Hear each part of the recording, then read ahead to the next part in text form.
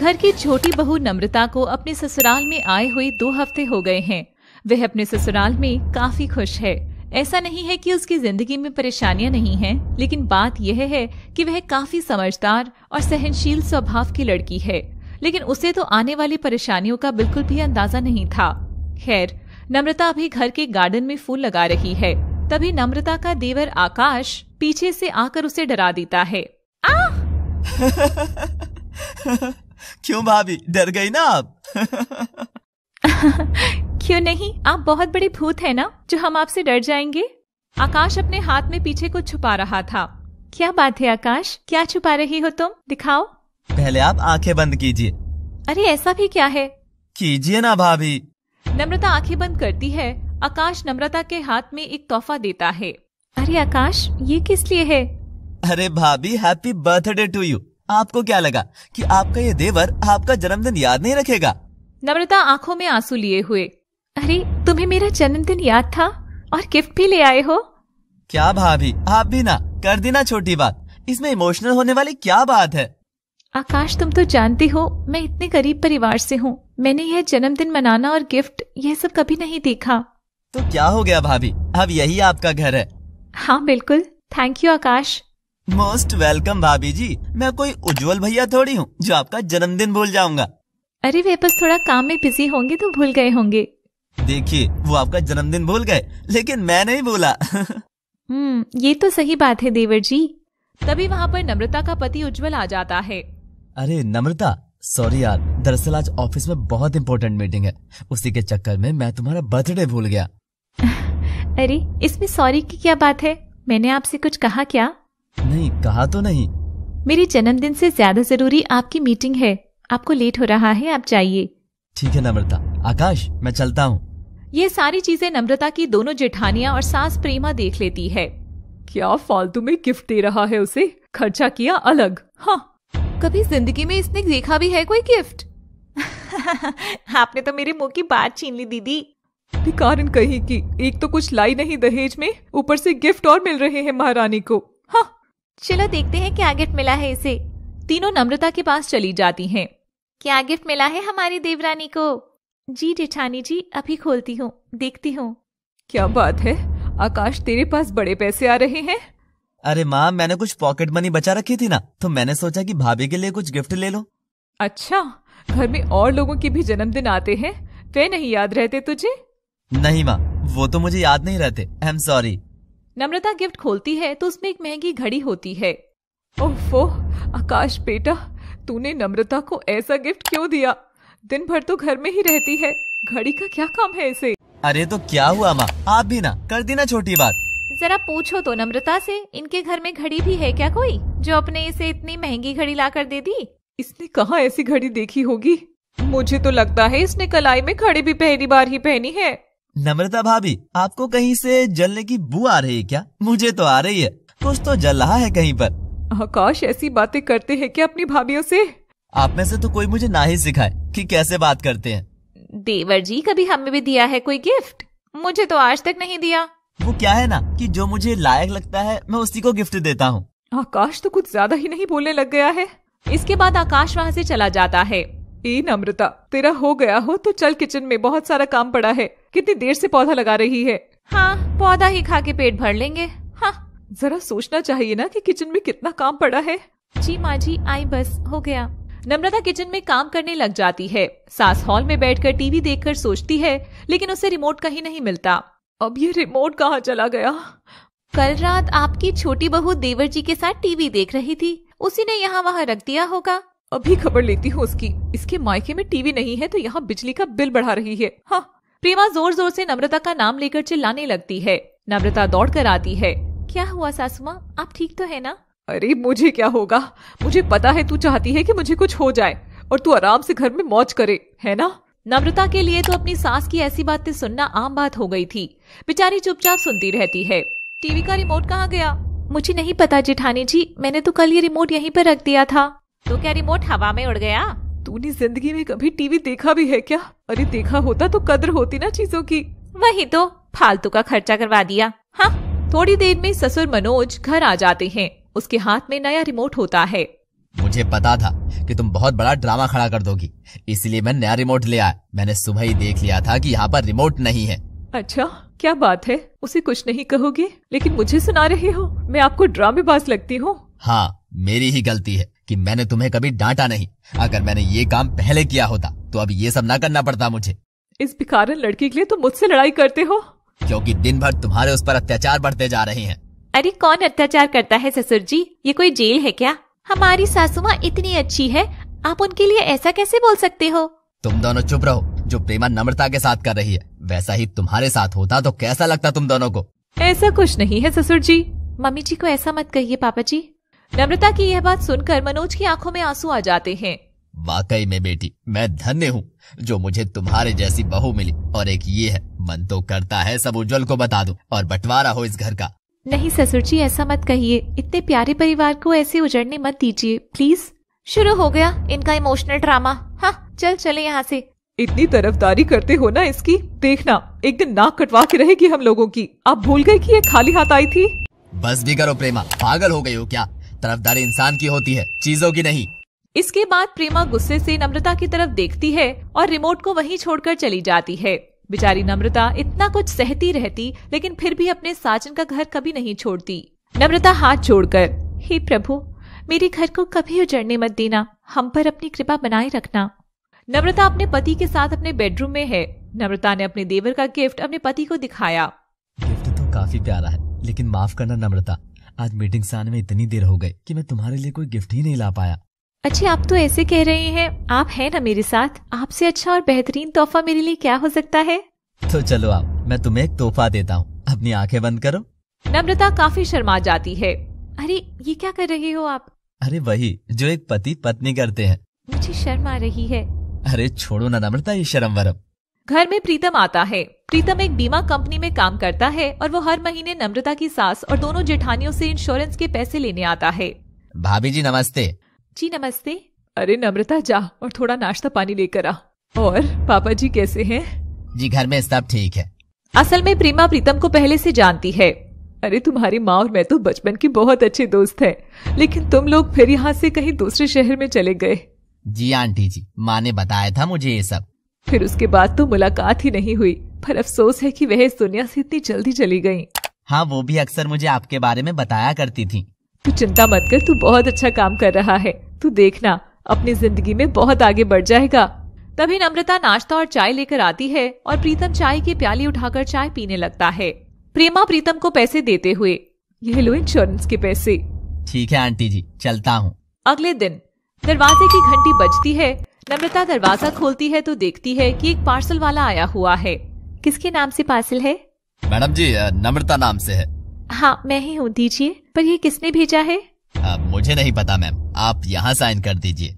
वो पार्सल खोलती है तो उसमें से एक लव लेटर और गुलाब के फूल होते हैं। तभी ललिता और अंशु भी वहाँ आ जाते हैं। यह देखकर वह काफी घबरा जाती है। तो आखिर वह आदमी कौन है जो नम्रता को परेशान कर रहा है, और अब इस बात को लेकर आगे घर में क्या ड्रामा होने वाला है? तो पिछले एपिसोड में आप सबने नम्रता की कहानी सुनी थी, जो कि नई अपने साजन के घर में आई थी। नम्रता की सास और जेठानियां उसे पसंद नहीं करती हैं और उसे खरी खोटी सुनाती रहती हैं। तभी इसी बीच नम्रता की मुसीबत और बढ़ जाती है जब उसे एक लव लेटर मिलता है। अब आगे नम्रता घबराकर जल्दी से वह फूल वहीं दरवाजे के बाहर फेंक देती है। क्या पार्सल आया है? किसका है?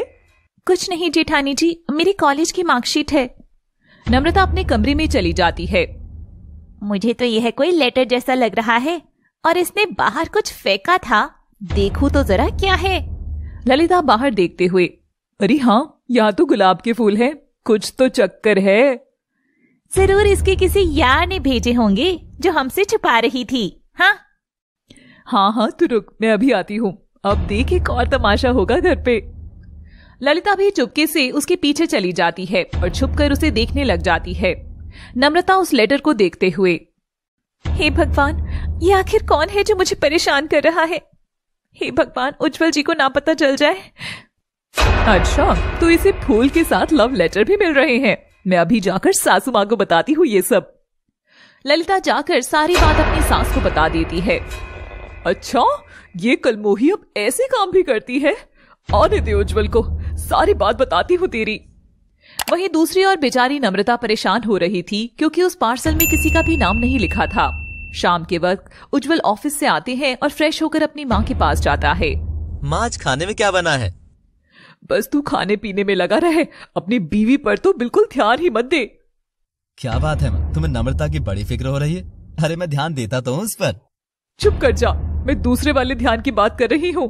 अरे आजकल तेरी बीवी क्या कर रही है, इन सब चीजों पर नजर रखा कर। अरे माँ, बेचारी नम्रता तो सीधी साधी और भोली भाली है, उसे तो दुनियादारी का क्या ही पता है। हाँ, तू तो तारीफ ही करता रह जाएगा और तेरी नम्रता को कोई और उड़ा ले जाएगा। अरे माँ, आप भी ना कैसी कैसी बातें करती हो। तुझे पता है, मैंने आज नम्रता के हाथ में एक पार्सल देखा था। उस पार्सल में गुलाब के फूल और शायद कोई लेटर भी था। अरे माँ, तुम ये कैसी बातें कर रही हो?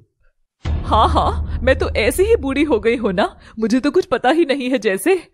ठीक है, मैं अभी जाकर नम्रता से पूछता हूँ कि आखिर वो सब उसे किसने भेजा है। अरे रहने दे, वे तुझे कभी नहीं बताएगी। अरे माँ, वो मुझे प्यार करती है, वो मुझे जरूर बताएगी। ठीक है, बस तू जा और उस पार्सल के बारे में पूछ, मेरा नाम मत लेना। अगर उसने नहीं बताया तो इसका मतलब है कि वह तुझसे अब प्यार नहीं करती। माँ, वो मुझे सब कुछ बताएगी, देख लेना तुम।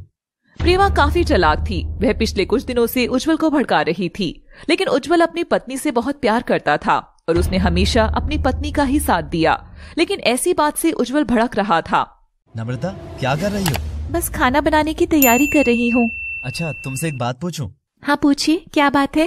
दिन में कोई पार्सल वाला आया था क्या? यह बात सुनकर नम्रता काफी डर जाती है, लेकिन खुद को संभालने की कोशिश करती है। हाँ उज्जवल जी, आया तो था। अच्छा, तो पार्सल किस लिए आया था? अजी वो ना, हमने ऑनलाइन कंगन मंगवाए थे, आपको याद है ना? आपने मुझे ऑनलाइन सामान खरीदना सिखाया था, बस वही ट्राई कर रही थी। ओह अच्छा, ये बात है। अच्छा, आप अभी ऑफिस से आए हैं, भूख लगी होगी, बैठ जाइए, खाना लगा देती हूँ। ठीक है, मैं हाथ मुंह धोकर आता हूँ।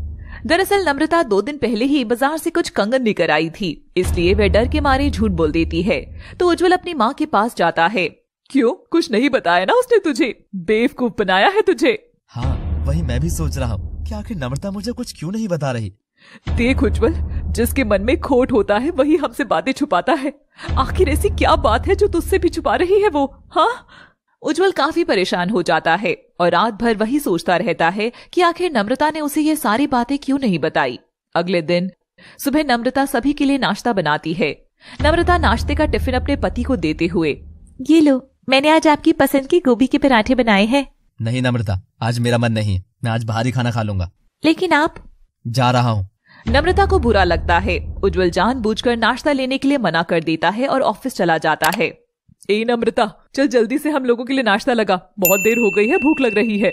जी माँ जी, आ रही हूँ। उज्जवल की नाराजगी से नम्रता परेशान थी और सोचते सोचते अपना काम किए जा रही थी। भाभी जी, पराठे तो बहुत अच्छे बने हैं, कमाल कर दिया, मजा ही आ गया आज तो। अच्छा बना है। जैसे ही ललिता का पति पराठे को अच्छा बोलता है, वैसे ही ललिता उसको गुस्से से घूरने लगती है। तभी इसी बीच नम्रता के हाथ से दही का कटोरा गिर जाता है। हे राम, तब से देख रही हूँ, इसका ध्यान कहीं और ही है। सारा दही बर्बाद कर दिया, सत्यानाश ही हो गया। एक गवारन कहीं की, तूने कभी इतना सारा दही देखा भी है क्या कभी अपनी जिंदगी में? जब देखो हमारे घर में नुकसान करवाती रहती है।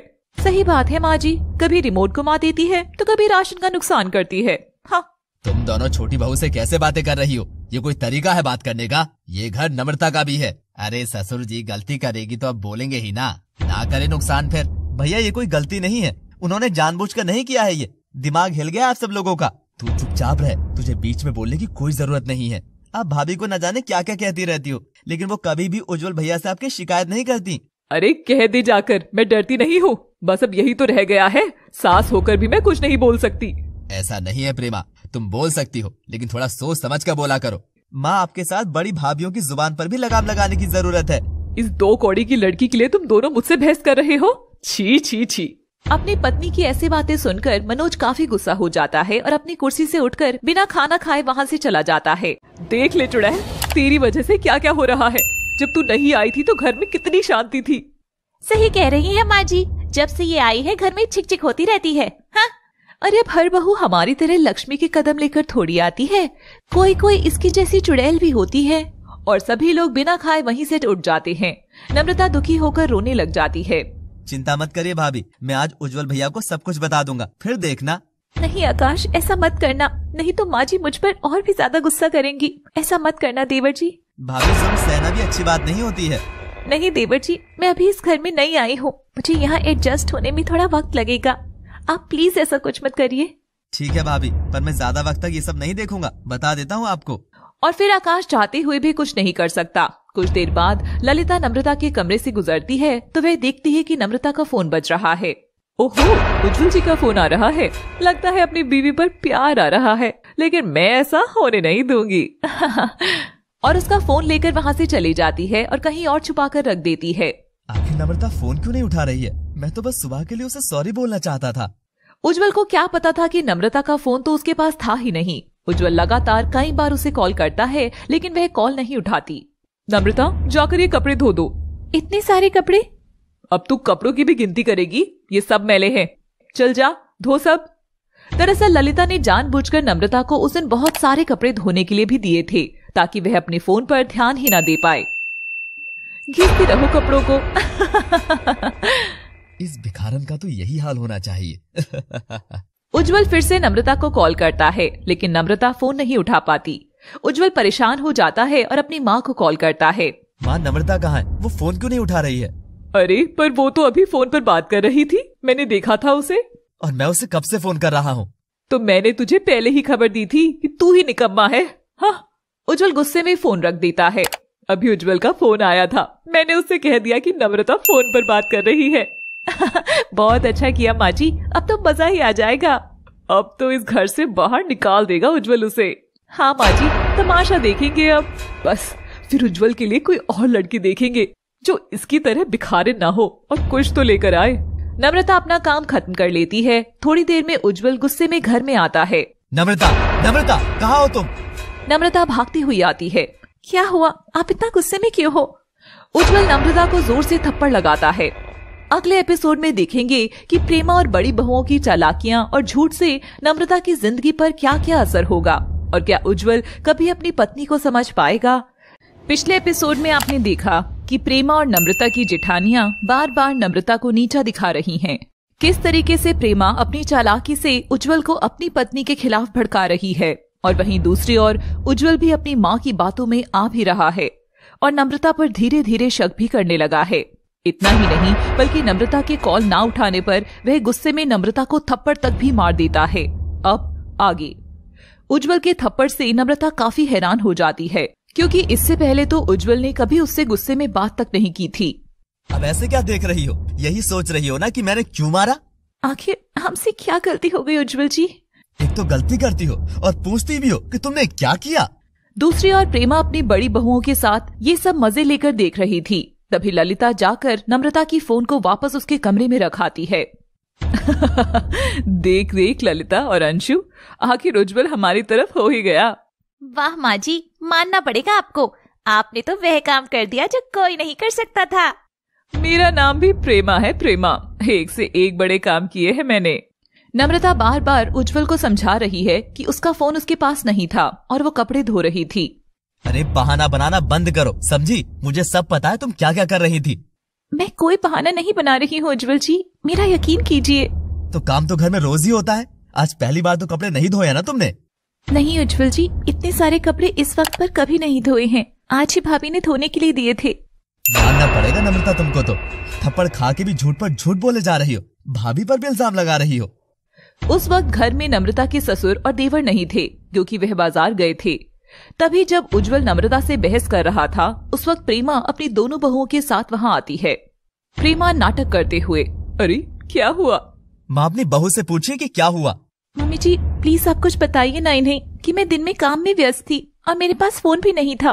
अरे मुझे क्या पता तू काम कर रही थी या क्या कर रही थी, मैंने थोड़ी ना देखा था तुझे काम करते। माँ जी ऐसे ना बोलिए, कुछ तो कहिए उज्जवल जी से। अरे मैं उससे क्या कहूँ?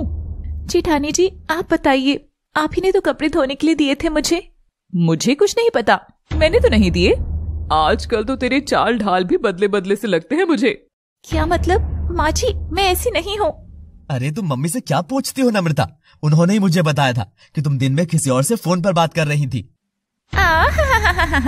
दूसरे लोगों से बात करने का वक्त है मैडम के पास, लेकिन अपने पति से बात करने का वक्त नहीं। सही कहती हो अंशु तुम। ये बात सुनकर नम्रता बहुत दुखी हो जाती है। नम्रता अपने पति से, मैं किसी से बातें नहीं कर रही थी, मैं सच कह रही हूँ उज्जवल जी। अच्छा, तो इसका मतलब मेरी माँ क्या झूठ बोल रही है ना? तुम माँ को झूठी कह रही हो? नहीं नहीं, मैं नहीं जानती उज्जवल जी, लेकिन मैं कसम खाती हूँ कि मैं फोन पर किसी से बातें नहीं कर रही थी। प्रेमा जोर से चिल्लाते हुए अपने कान पर हाथ रखते हुए कहती है, हे राम राम राम, यह दिन देखने से पहले मैं मर क्यों नहीं गई? मेरी बहू मुझ पर इल्जाम लगा रही है, आखिर मेरी क्या गलती है? नम्रता हाथ जोड़ते हुए अपनी सासू माँ से, नहीं माँ जी, मैं आपको कुछ नहीं कह रही, प्लीज आप उज्जवल जी को समझाइए ना। अरे तो तू किसे कह रही है? किसे सुना रही है तू? सास तू है या मैं हूँ? मुझे यकीन नहीं होता नम्रता कि तुम ऐसे निकलोगी। तुम माँ की बात झूठी साबित करने में क्यों लगी हुई हो? उज्जवल जी ऐसा कुछ भी नहीं है। दूसरी ओर दोनों बड़ी बहुएं लड़ाई का आनंद ले रही थी। अंशु धीरे से ललिता के कान में, ललिता कितना मजा आ रहा है ना, ऐसा ड्रामा तो फिल्मों में भी नहीं होता। हाँ सच में अंशु, सारा क्रेडिट मुझे ही जाना चाहिए, समझी? तभी इसी बीच प्रेमा बड़ा ड्रामा करने का सोचती है और वह किचन में जाकर चूहे मारने की दवाई खोजने लगती है। माँ ये क्या कर रही हो? अरे मुझे मर जाने दे बेटा, मुझे मर जाने दे। माँ तुम ऐसा क्यों कह रही हो? मैं आपके बिना जिंदा नहीं रह सकता। माँ जी प्लीज ऐसा मत करिए प्लीज। तू चुप रहे चुड़ैल, तेरी वजह से ही मैं आज जान देने जा रही हूँ। अभी इसी बीच प्रेमा को चूहे मारने की दवाई मिल जाती है और वह पीने की एक्टिंग करने लगती है। उज्जवल उसके हाथ से दवाई नीचे गिरा देता है। माँ पागल मत बनो। हाँ मैं ही पागल हो गई हूँ। और जल्दी से प्रेमा अपने बेटे उज्जवल को गले लगाकर रोने लगती है। देखा ना बेटा, तू ही बता, क्या मैंने झूठ बोला होगा? मैं अपने बेटे का घर क्यों तोड़ूंगी? उज्जवल अपनी माँ के आंसू पोंछते हुए, अरे नहीं माँ, आपने कोई झूठ नहीं बोला, आप झूठी नहीं है। इसी बीच नम्रता के ससुर और देवर आ जाते हैं। क्या हो गया प्रेमा? भैया माँ, ये सब क्या हो रहा है? उज्जवल नम्रता की तरफ से गुस्से से देखता हुआ, तू ही पूछ ले अपनी प्यारी भाभी से। और इसके बाद उज्जवल अपनी माँ को समझाकर उनके कमरे में ले जाता है और उन्हें आराम करने के लिए कहता है। वहीं दूसरी ओर नम्रता बेचारी गम में डूब जाती है। ससुर और देवर के पूछने पर वह सारी बात बताती है। समझ नहीं आता कि प्रेमा ये सब क्यों कर रही है। भाभी आप परेशान मत होइए, सब ठीक हो जाएगा। मैं प्रेमा को कुछ बोलता नहीं तो इसका मतलब ये नहीं है कि वो मनमानी करती रहेगी। ससुर जी अभी आप माँ जी से कुछ मत बोलिएगा, नहीं तो और गड़बड़ हो जाएगी। पता नहीं हमारे घर में ये सब कब तक चलता रहेगा पापा। मुझे भी कुछ पता नहीं आकाश, क्या करूं? नम्रता ही मना करती है कुछ भी कहने से। पापा आप तो मम्मी की आदत जानते हैं ना, अगर आपने कुछ कहा तो वो तो उल्टा ड्रामा करेंगी। चिंता मत कर बेटा, वक्त सब सिखा देगा। अच्छा भाभी चलिए खाना खा लेते हैं। सब वही डाइनिंग रूम में बैठे होते हैं। नम्रता अपने पति की आंखों में देखने की कोशिश करती है, लेकिन उज्जवल उससे नजरें चुरा लेता है। ललिता सबको खाना दे रही थी। लाइए जेठानी जी, मैं सबको खाना दे देती हूँ। नहीं, मुझे तुझ जैसी औरत के हाथ से खाना नहीं खाना। प्रेमा कम से कम खाना खाते वक्त तो उस पर मत चिल्लाओ। अरे आप तो चुप ही रहिए, आप बड़ी साइड लेते हैं उसकी। माँ जी मुझे माफ कर दीजिए। और इतना कहकर प्रेमा की थाली में दाल डाल देती है, जिससे प्रेमा काफी गुस्सा हो जाती है। चल उज्जवल बेटा, यहाँ से चल, मैं अब ये खाना नहीं खा सकती। और तुरंत ही वहाँ से उज्जवल के साथ चली जाती है। नम्रता भी रोते हुए अपने कमरे में चली जाती है। उसी रात, उज्जवल जी आखिर क्या बात है जो आप मुझसे इतना गुस्सा हैं? तुम्हारी झूठ बोलने की आदत से मैं परेशान हो गया हूँ नम्रता। आखिर मैंने ऐसा क्या झूठ बोला है? फिर से झूठ? तुम वाकई में इतनी सीधी नहीं जितनी तुम दिखाई देती हो। गलती हो गई तुमसे शादी करके। इतना कहकर वे चादर ढककर दूसरी तरफ चेहरा करके सो जाता है। दरअसल उज्जवल चाहता था कि नम्रता उसे अपने आप सारी बात बताए, लेकिन दूसरी ओर नम्रता तो अपने रिश्ते को बचाने के लिए कुछ बातें छुपा रही थी। अगले दिन करीब 2 बजे नम्रता को किसी का कॉल आता है। हेलो, कौन? हाय, क्या आवाज है तुम्हारी, एकदम जानलेवा है। देखिए तमीज से बात कीजिए, कौन है आप? अच्छा, तमीज से बात करें। हाय, क्या आवाज है आपकी? अपनी बकवास बंद कीजिए और फोन रखिए। अरे अरे रुको रुको, मैं तुम्हें जानता हूँ। इतना ही नहीं बल्कि मैं तो तुम्हारे सारे परिवार वालों को भी जानता हूँ। कैसे जानते हो तुम? अरे सारी बातें फोन पर कर लोगे क्या? अरे जाने मन, हमसे मिलो तो कभी। आता हूँ आज तुम्हारे घर के पास। मुझे पता है जाने मन, तुम जरूर आओगी। चुप रहो और फोन रखो। इतना कहकर वे तुरंत फोन काट देती है।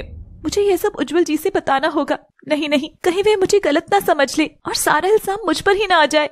वह ये सारी बातें अपने पति को बताना तो चाहती थी, लेकिन डर के मारी नम्रता चुप रहती है। कुछ देर बाद दूसरे नंबर से कॉल आता है। जी, कौन बोल रहा है? हाय, क्या मीठी आवाज है। चुपचाप फोन रखो तुम, समझे ना? इसके बाद नम्रता फोन रखने ही वाली होती है, लेकिन वह लड़का तुरंत कहता है, अरे बेबी, फोन मत रखना, क्योंकि मैं तुम्हारे घर के पास ही आया हूँ, तुम्हारा दीदार जो करना है। देखो, तुम जो भी हो, प्लीज मुझे परेशान करना छोड़ दो। आखिर क्या बिगाड़ा है मैंने तुम्हारा? अरे ऐसे मत रो, मेरा दिल जलता है तुम्हें रोता हुआ देखकर। बिल्कुल अच्छी नहीं लग रही, मैं देख रहा हूँ तुम्हें। यह सुनकर तो नम्रता और भी डर जाती है। तुम मुझे देख सकते हो? हाँ जाने मन, देख सकता हूँ। जल्दी से बाहर निकलो और मिलने आओ मुझे, मैं बाहर आया हूँ। देखो, मैं बाहर नहीं आने वाली, चाहे तुम जितनी भी कोशिश कर लो। अच्छा, तो तुम में अकड़ भी है। अच्छा तो सोचो, अगर मैंने तुम्हारी सास से ये बोला कि तुम मुझसे प्यार करती हो, तो तुम जानती हो ना कि तुम्हारे साथ क्या होगा। वो अजनबी लड़का उसे ब्लैकमेल करने लगता है। नम्रता घबरा जाती है। पिछले एपिसोड में आपने देखा था कि नम्रता के घर में सब कुछ बिगड़ने लगा है और उज्जवल भी नम्रता से अब नफरत करने लगता है। और इन सब में सबसे बड़ा हाथ है प्रेमा और उसकी दोनों बड़ी बहुओं का। इसके अलावा एक अजनबी लड़का नम्रता को बार बार कॉल करके परेशान करता है और इतना ही नहीं, वह तो उससे मिलने के लिए भी बुलाने लगता है। अब आगे देखो, तुम ऐसा कुछ भी मत करना प्लीज। तो जैसा कह रहा हूँ वैसा करो, वरना अंजाम तुम जानती ही हो। ठीक है, मैं आती हूँ। वे बाहर जाती है और उसे देख लेती है। प्रीतम, तुम्हें शर्म नहीं आती? यह सब क्यों कर रहे हो? मैं तुमसे कुछ चाहता हूँ, उसके बाद ही जाऊंगा मैं तुम्हारी जिंदगी से। क्या चाहते हो तुम? जल्दी बोलो। मुझे 5 लाख रुपए दे दो, मैं तुम्हारी जिंदगी से चला जाऊंगा। इतने पैसे मैं कहाँ से लाऊंगी? कैसी बातें कर रहे हो तुम? अरे शादी में ससुराल वालों ने जेवर दिए होंगे, बेच दो वो सब। नम्रता को उससे पीछे छुड़ाना था, इसलिए वो भी मजबूरी में उसकी बात मान जाती है। ठीक है, मुझे 5 दिन की मोहलत दो, इसके बाद तो तुम मेरा पीछा छोड़ दोगे ना? हाँ, क्यों नहीं। नम्रता अब वहाँ से जल्दी से अंदर चली जाती है। नम्रता भोली थी, वह डर गई थी। बाहर क्या करने गई थी महारानी? जी, वो सब्जी वाला आया था। घर में इतनी सारी सब्जी रखी है, वह कौन बनाएगा? वो क्या तुम अपने मायके में भेजोगी? जी, मैं क्या करती हूँ? जल्दी जाओ और खाना बनाने की तैयारी करो। वह किचन में जाती है और खाना बनाने की तैयारी करती है और मन ही मन में उस घटना के बारे में बार बार सोचती रहती है। ऐसे ही 4 दिन बीत जाते हैं। प्रेमा अपने बेटे से, बेटा जरा अपनी पत्नी पर नजर रखा कर, तू ठीक नहीं है इसके चाल चलन, कहीं भाग न जाए किसी के साथ। अरे क्या नजर रखूं माँ, मैं ऑफिस जाना छोड़ दूं क्या, बताओ। अरे उसका मंगलसूत्र देख तो। क्यों, मंगलसूत्र को क्या हुआ? मुझे तो लगता है ये मंगलसूत्र नकली है। अरे ऐसे कैसे माँ, नकली क्यों लगा आपको? कहीं अपने आशिक के ऊपर उड़ा तो नहीं आई अपने गहने? अरे माँ, तो आप पूछ लेती ना उससे, आपको शक हो रहा था तो। अरे जा, मैं उससे बात नहीं करूंगी, पता नहीं मेरे ऊपर क्या इल्जाम लगा दे फिर से। ठीक है, तो मैं ही पूछता हूँ। दोनों लोग नम्रता के पास जाते हैं। नम्रता, क्या ये तुम्हारा मंगलसूत्र नकली है? जी, वो क्या बात हो गई? क्या वो कर रही हो, सच सच बताओ। नम्रता सारी बातें उज्जवल को नहीं बताती है, क्योंकि प्रीतम ने उसे मना किया था और उसे धमकाया भी था। जल्दी बोलो। वो मेरी एक सहेली है, उसके पति की बहुत तबीयत खराब है, इसलिए उसे पैसे की जरूरत थी, तो मैंने जेवर बेच कर दे दिए। मैं उम्मीद करता हूँ कि तुम सच बोल रही होगी। और उज्जवल वहाँ से चला जाता है। अंशु अपनी सासू माँ से, बड़ी चालाक निकली सासू माँ ये नम्रता तो। देखा कैसे झूठ बोल रही थी, जरूर अपने आशिक पर ही लुटाए होंगे या अपने मायके में धन भर रही होगी। इसे तो मैं अपने बेटे से ही ठीक करवाऊंगी। बिल्कुल सही कह रही है माँ जी आप, अब तो जरूरी हो गए हैं इसके पर काटने, बहुत उड़ने लगी है ये। हाँ, कुछ ज्यादा ही पर निकल आए हैं इसके। 2 दिन बाद ललिता का पति विकास घर पर आता है और गुस्से से सबको बुलाने लगता है। अरे क्या हो गया, क्या बात हो गई? नाक कट गई महामारी तो, कहीं मुंह दिखाने लायक नहीं छोड़ा। अरे क्या हो गया? ये फोटोज देखिए अच्छे से। वे फोटोज नम्रता की प्रीतम के साथ थी, जब वो उसे जेवर देने गई थी और जब घर के बाहर मिलने गई थी तब की। मुझे तो पहले से ही पता था कि यह सब होने वाला है, देख लिया अब, सही निकला मेरा शक। नहीं जेठानी जी, ऐसा बिल्कुल भी नहीं है। कहीं मुंह दिखाने लायक नहीं छोड़ा इस कलमोही ने। लेकिन इससे ये तो प्रूव नहीं होता ना कि भाभी कुछ गलती कर रही हैं। और क्या, आकाश सही कह रहा है, एक बार नम्रता से तो पूछ लो कि क्या बात है। तुम दोनों बेवकूफ बनना बंद करो। अरे कोई लड़की बाहर जाती है किसी से मिलने तो किस लिए जाएगी भला, बोलो। मैं तो कहती हूँ कि इस भिखारन को घर से निकाल दीजिए अभी के अभी। चुप करो ललिता, तुम्हारा कोई हक नहीं है ये सब बोलने का। हाँ ससुर जी, आप बिल्कुल सही कह रहे हैं, मैं होती ही कौन हूँ? हाँ भाभी, हम होती ही कौन है, हम तो इस घर के कुछ नहीं लगते। तो भाभी, जिस तरह आप दोनों इस घर की बहू हैं, वैसे ही नम्रता भाभी भी इस घर की बहू हैं। आप भूल गई हैं क्या? पापा आकाश, आप दोनों ऐसा कैसे बोल सकते हैं, वो भी इस बदचलन औरत के लिए। हाँ, तू तो अपने बाप को ही बोलेगा, अपनी पत्नी को तो कभी तो कुछ मत बोलना, बीवी के सामने तेरी बोलती ही बंद हो जाती है। और सभी घर वालों के बीच बहसबाजी शुरू हो जाती है। नम्रता रोने लगती है। तभी वहाँ उज्जवल आ जाता है। विकास ने फोन करके उज्जवल को सारी बात बता दी थी। आप सब चुप रहिए, ये घर है, कोई अदालत नहीं है। मेरी बात मानिए, ऐसा कुछ भी नहीं है, मेरी बात तो सुनिए। ठीक है, पहले तुम मेरी उससे बात कराओ जिसको तुमने पैसे दिए थे। नम्रता की दोस्त को कॉल लगाया जाता है, लेकिन उसकी दोस्त कहती है कि उसे नम्रता ने कोई पैसे नहीं दिए। कॉल हो जाने के बाद, अरे नम्रता, कब तक अपने बुरे कारनामे छुपाती रहोगी? अब तो थोड़ी शर्म कर लो। देखा उज्जवल, मैंने कहा था ना, अभी भी संभल जा, अभी भी कुछ नहीं बिगड़ा है, इसे निकाल दे यहाँ से। नम्रता बार बार मना करती है कि उसने कुछ नहीं किया। वहीं उज्जवल गुस्से में उसे काफी भला बुरा कह देता है। अब देखो कैसे मगरमच्छ के आंसू बहा रही है। प्लीज मेरा यकीन कीजिए, प्लीज। इतनी सच्ची है तो इतना छुपाती क्यों है तू? मुझे डर लग रहा था, पर अब मुझसे और जिल्लत बर्दाश्त नहीं हो रही। मैं आपको सारी बात बताती हूँ। अब नम्रता मजबूरन सारी बातें बताती है। अच्छा, तो अब तू अपना इल्जाम किसी और पर डाल रही है? हाँ, दूध की धुली हुई है ना ये तो। वही तो। अरे अगर तुम किसी को भाव नहीं दोगी तो वे क्यों बोलेगा? बदचलन कहीं की, दूर हो जा मेरी नजरों के सामने से। नम्रता अपने पति से, कम से कम आप तो मुझ पर यकीन कीजिए उज्जवल जी। किस बात पर यकीन करूं नम्रता? भैया भाभी की बात सुनिए ना प्लीज, मुझे भाभी पर पूरा यकीन है, वो कभी ऐसा गलत काम कर ही नहीं सकती। उज्जवल किसी की बातें नहीं सुन रहा था, वह चुपचाप खड़ा रहता है। थोड़ी देर बाद, नम्रता, मुझे तलाक चाहिए बस।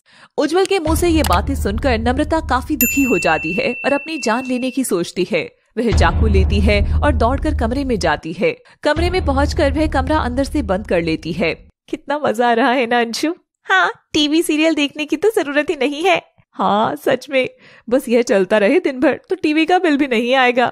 चुप करो तुम दोनों, किसी ने सुन लिया तो तुम्हें घर से निकाल देंगे। भाभी ऐसा मत करिए, आपको मेरी कसम। मेरा इस दुनिया में उज्जवल जी के अलावा और कोई नहीं है। अगर वो ही मुझे प्यार नहीं करेंगे तो मेरे जीने का क्या फायदा? बेटा ऐसा नहीं बोलते, तूने हम सबको पराया कर दिया। हम है ना बेटा, तू बाहर निकल बेटा, सब ठीक हो जाएगा। बेचारी नम्रता उस वक्त रोते हुए अपने पुराने पलों को याद कर रही थी जो उसने उज्जवल के साथ बिताए थे। दूसरी ओर नम्रता के देवर और उसके ससुर उज्जवल को बहुत समझाते हैं। दरवाजा नहीं खुल रहा था, इसलिए सभी लोग खिड़की से देखने लगते हैं। वहीं दूसरी तरफ आकाश दरवाजा तोड़ने की कोशिश कर रहा था। नम्रता पागल हो गई हो क्या? खोलो दरवाजा। उज्जवल जी, आपके सामने हम बहुत गिर गए हैं, अब हम इस दुनिया में नहीं रह सकते। ऐसा मत करो नम्रता, बाहर आओ। नम्रता कुछ नहीं कहती और अपने हाथों की नस काट लेती है। उसी वक्त दरवाजा भी खुल जाता है। जल्दी से इसे हॉस्पिटल लेके चलते हैं। इस घर की तो शांति ही चली गई है। हे भगवान, कम से कम अभी तो चुप हो जाओ, कुछ तो शर्म कर लो। जल्दी से नम्रता को हॉस्पिटल ले जाया जाता है। खुशकिस्मती से उसकी जान बच जाती है। मुझे माफ करना, मैंने तुम्हें समझा नहीं, लेकिन मैं प्रीतम को छोड़ूंगा नहीं। मुझसे माफी मत मांगिए प्लीज, बस मेरा यकीन कर लीजिए। ये देखकर मेरी आंखों में आंसू आ गए बेटा, तुम उसके साथ ही हो, उस पर यकीन करो उज्जवल बेटा। हाँ भैया, भाभी गलत नहीं है। आई एम वेरी हैप्पी कि सब कुछ ठीक हो गया, लेकिन प्रीतम को हम छोड़ेंगे नहीं। तुम लोग प्रीतम को जेल भिजवाओगे, वो भी इस लड़की के लिए? नम्रता ही गलत है, तुम लोग प्रीतम को कैसे गलत कह सकते हो? वो बेचारा क्यों भुगते? मुझे यकीन नहीं होता कि एक औरत होकर आप दोनों ये सब कैसे बोल सकती हैं। भाभी की ऐसी हालत हो रखी है और आप लोग अभी भी अपनी कैची जैसी जबान पर लगाम नहीं लगा रहे हैं। छी, लानत है तुम तीनों पर। और तीनों वहाँ से चले जाते हैं। भला मैंने ऐसा क्या कहा? अरे सासू माँ, हमने कुछ भी गलत नहीं कहा, बस ये तीनों कुछ ज्यादा ही उसका पक्ष ले रहे हैं। हाँ, पट्टी बंधी हुई है इनकी आंखों पर। उज्जवल प्रीतम से मिलने के लिए उसके घर जाता है, लेकिन प्रीतम वहाँ पर नहीं मिलता और फिर उज्जवल ने प्रीतम के खिलाफ पुलिस रिपोर्ट दर्ज करवा देता है।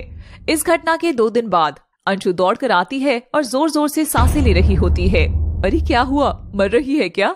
लगता है पागल हो गई है, दमा हो गया है क्या तुझे? अभी मैं जो बताने जा रही हूँ ना, यह सुनकर आप दोनों भी पागल हो जाओगे। बातें मत बनाओ और बताओ क्या बात है। और अंशु दोनों को कुछ ऐसा बताती है जिससे दोनों लोग काफी डर जाते हैं। तो अगले एपिसोड में हम जानेंगे कि आखिर अंशु ने उनको क्या बात बताई थी जिससे प्रेमा और ललिता भी घबरा गए थे। पिछले एपिसोड में आपने देखा था कि प्रीतम को लेकर घर में काफी ड्रामा हुआ था।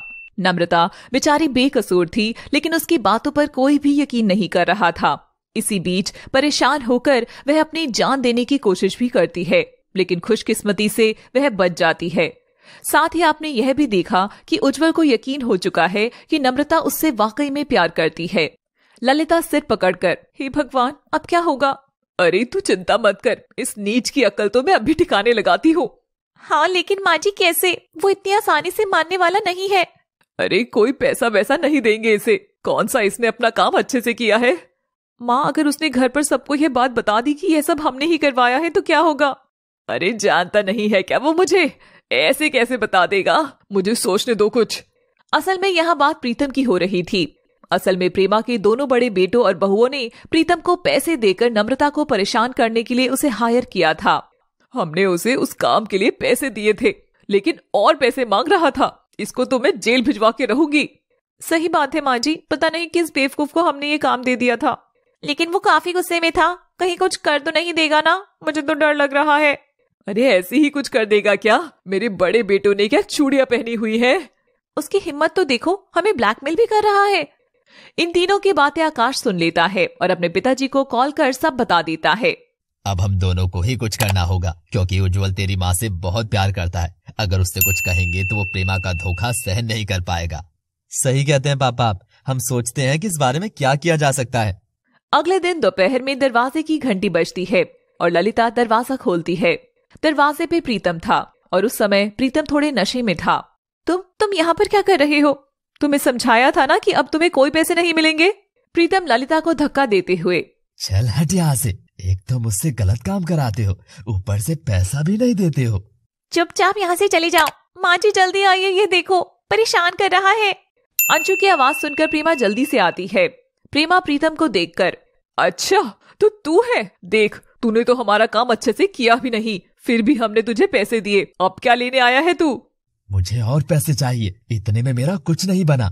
तुझसे 1000 बार कहा है कि कोई पैसा वैसा नहीं मिलेगा, समझ में नहीं आता क्या? आज तो मैं पैसे लेकर ही जाऊंगा, चाहे जो हो जाए। अरे नालायक, तेरे बाप ने यहाँ पर फैक्ट्री खोल रखी है क्या पैसे की? चल दफा हो यहाँ से। बाप पर मत जाना बुढ़िया, वरना मार डालूंगा। अच्छा तो तू मुझे मारेगा? हाँ, अगर पैसे नहीं दिए तो मारूंगा और सबके सामने तुम्हारी पोल खोलूंगा, वो अलग। अच्छा, मैं तो एक फूटी कौड़ी भी नहीं दूंगी तुझ जैसे नालायक को। अब जाता है या पुलिस को बुलाऊं? ये ऐसे नहीं मानने वाला माँ जी, मैं अभी पुलिस को फोन करती हूँ। ललिता पुलिस को फोन करने लगती है, तभी प्रीतम उससे फोन छीन लेता है और उसे एक जोरदार थप्पड़ लगा देता है। तुझे समझ में नहीं आ रहा मैं क्या कह रहा हूँ? मुझे मेरे पैसे चाहिए तो चाहिए। तेरी हिम्मत कैसे हुई मेरी बहू पर हाथ उठाने की? बुढ़िया, तेरा दिमाग खराब हो गया है, अभी तेरा दिमाग ठिकाने पर लाता हूँ, रुक। प्रेमा को काफी गुस्सा आता है और वह प्रीतम को जोर से धक्का मारती है। प्रीतम को काफी गुस्सा आता है और वो प्रेमा को चाकू से मारने के लिए आगे आता है। तभी वहाँ पर आकाश और मनोज आ जाते हैं और प्रेमा को बचा लेते हैं। तेरी हिम्मत कैसे हुई मेरे घर में घुसकर ये सब करने की? तुम्हारी माँ ने ही मुझे पैसे दिए थे नम्रता को परेशान करने के लिए। ये झूठ बोल रहा है, मैं भला ऐसे क्यों करूंगी? मैं मेरे बेटे का घर क्यों तोड़ूंगी? तोड़ दिया तुमने, ये बात हम पहले से ही जानते हैं। प्रेमा, ललिता और अंशु हैरान हो जाते हैं। मैंने कॉल कर दी है, थोड़ी देर में पुलिस आती होगी, फिर से सबक सिखाएंगे। हाँ, आज कई लोग जेल जाएंगे। क्या मतलब है आपका? सब्र करो, पता लग जाएगा, रुको तो सही। तभी प्रीतम आकाश को धक्का देकर भागने लगता है। इतने में पुलिस आकर प्रीतम को पकड़ के ले जाती है। वहीं प्रेमा काफी सदमे में होती है। हे भगवान, मेरी जान बचाने के लिए बहुत बहुत शुक्रिया। देखा प्रेमा, आज क्या हुआ? तुमने जिस भोली लड़की के लिए जाल बिछाया था, आज उसी जाल में तुम लोग फंस गए। माँ, मुझे आप लोगों के प्लान के बारे में पता चल चुका था, मैंने ही पापा को बताया और पुलिस को कॉल करके बुलाया था। हम चाहते थे कि तुम लोगों को तुम्हारी गलती का एहसास हो। मुझे माफ कर दीजिए, हमसे गलती हो गई। अगर माफी मांगनी है तो तुम अपनी छोटी बहू से मांगो। नहीं, मैं उससे कोई माफी नहीं मांगने वाली। रस्सी जल गई पर बल नहीं गया। तभी नम्रता, उज्जवल, करण और विकास भी हॉस्पिटल से आ जाते हैं। उन सभी को सारी बातें बताई जाती हैं। आकाश ने उन सभी घटनाओं का वीडियो भी बना लिया था, जो वह अपने भाई उज्जवल को दिखा देता है। मुझे यकीन नहीं होता माँ, आप ऐसा भी कर सकती हैं। बेटा, जैसा तू सोच रहा है वैसा बिल्कुल भी नहीं है। तो कैसा है माँ? माँ, अब सब कुछ सामने आ चुका है, तुम कुछ भी नहीं छुपा सकती। अब भी छुपाओगी तो इससे बड़ी शर्म की बात और कुछ नहीं हो सकती माँ। तू इन लोगों को कुछ भी मत समझा आकाश बेटा, इन तीनों को जेल भिजवाना होगा। इन लोगों ने नम्रता के साथ जो किया है उसकी सजा तो इनको मिलनी ही चाहिए। नहीं नहीं ससुर जी, ये आप क्या कह रहे हैं? तुम चुप रहो बेटी, मैं आज इन लोगों को सुधार कर रहूंगा। दोनों बड़ी बहुएं काफी डर जाती हैं और रोने लग जाती हैं। अरे ससुर जी, ये कैसी बातें कर रहे हैं, ऐसा मत कहिए, माफ कर दो पापा जी प्लीज। पिताजी ऐसा मत कीजिए, कुछ तो सोचिए, हमें माफ कर दीजिए। फिर करण और विकास भी अपने पिता से माफी मांगते हैं। माफी मांगनी है तो नम्रता से माफी मांगो, मुझसे नहीं। अब तो नम्रता की माफी के लायक नहीं है ये लोग। कोई भी नम्रता से माफी मांगने के लिए तैयार नहीं हो रहा था। ठीक है तो तुम लोग मेरी कोई भी बात नहीं मानने वाले हो ना? हम कभी नहीं मानेंगे। इतना सब होने के बाद भी आप सबका घमंड आपको झुकने नहीं दे रहा। तो फिर ठीक है, मैं अभी फिर से पुलिस को बुलाता हूँ और तुम सभी को जेल भिजवाता हूँ। तुम लोग वहाँ पर ही चक्की पीसना। हाँ, बिल्कुल सही डिसीजन लिया है पापा आपने। हाँ, क्यों नहीं, तू तो बोलेगा ही। हमारे हिस्से की प्रॉपर्टी और जमीन जो चाहिए तुझे। भैया आप कैसी बातें कर रहे हैं? खैर छोड़िए, आपसे और उम्मीद भी क्या की जा सकती है। इतनी नीच बात कर रहे हैं आप सगे भाई होकर। करण गुस्से में आकाश को थप्पड़ मारने आता है। मनोज करण के हाथ को रोक लेता है। तेरी ये मजाल, निकल जा मेरे घर से, अभी निकल जा। तुझ जैसी नालायक औलाद पैदा हुई है मेरे घर में। ये सही बात नहीं है पिताजी कि आप एक सड़क छाप लड़की के लिए हम सभी से बगावत कर रहे हैं। सही कहती है अंशु, यकीन नहीं होता पिताजी। आप लोग पागल हो गए हैं? किस तरीके से बात कर रहे हैं आप लोग? बेचारी नम्रता अपनी जेठानियों की ऐसी बातें सुनकर काफी दुखी हो जाती है और रोने लगती है। मनोज अपनी बहू को समझाने लगता है। प्रेमा अपने पति से, क्या जादू कर रखा है इस डायन ने तुम्हारे ऊपर? माँ कम से कम अब तो चुप हो जाइए। अब पानी सिर से ऊपर जा चुका है और अब मुझे ना चाहते हुए भी ये कदम उठाना पड़ेगा। तभी मनोज जो करता है उससे सब हैरान हो जाते हैं। मनोज अपनी पत्नी का हाथ पकड़कर उसे घर से बाहर निकालने लगता है। मनोज अपनी पत्नी का हाथ खींचते हुए, बहुत हो गया, मेरे घर से निकल जाओ। नम्रता हाथ जोड़ते हुए, ससुर जी ऐसा मत करिए, प्लीज ऐसा मत करिए ससुर जी। अरे देख प्रेमा देख, जिस लड़की को तू बर्बाद करना चाहती है वही लड़की आज तुझे बचाना चाह रही है। मनोज फिर प्रेमा को घर से बाहर कर देते हैं और पुलिस को फोन लगाने लगता है। तुम सभी को मैं पुलिस के हवाले करता हूँ अभी। करण और विकास, तुम दोनों की रेपुटेशन और जॉब सब गई अब। नम्रता फोन छीनकर, पिताजी ऐसा मत करिए, नहीं तो मैं सच में जान दे दूंगी। नहीं बेटा, ऐसा मत करना। और वह अपने ससुर जी को ऐसा करने से रोक लेती है। और वहीं प्रेमा देखती है कि उसकी छोटी बहू यानी नम्रता वाकई में उससे बहुत प्रेम करती है और वह नहीं चाहती कि उनका परिवार कभी भी टूटे। प्रेमा अपनी छोटी बहू से, मुझे माफ करना नम्रता, मैंने तुझे बहुत गलत समझा। देवरानी जी मुझे भी माफ कर दीजिएगा। हो सके तो मुझे भी माफ कर दीजिएगा, वाकई में हम तीनों से काफी बड़ी गलती हो गई है। माँ जेठानी जी, आप लोगों को माफी मांगने की कोई आवश्यकता नहीं है। वाकई में नम्रता, तुम्हारा दिल काफी बड़ा है। मुझसे बहुत बड़ी गलती हो गई थी जो मैंने तुम पर शक किया। परिवार को ऐसे देखकर मनोज की आंखों में आंसू आ जाते हैं। प्रेमा, बस मैं यही चाहता था कि तुम सच्चाई को देखो। देखो तुम्हारी छोटी बहू तुमसे कितना प्यार करती है। जी मैं सब समझ गई हूँ, मेरी अकल पर तो पत्थर पड़े थे जो मैं इस हीरे को नहीं देख पाई। अपने परिवार को फिर से जुड़ा हुआ देखकर मुझे काफी अच्छा लग रहा है आज। सच में जो काम तूने पापा के साथ मिलकर किया, इसके लिए बहुत बहुत धन्यवाद। और इस तरह सभी लोग सुधर जाते हैं और नम्रता से प्यार करने लग जाते हैं। और इस तरह साजन का घर सीरियल का एपिसोड 5 खत्म होता है। इस तरीके की इंटरेस्टिंग स्टोरीज के लिए बने रहे हमारे YouTube चैनल पे।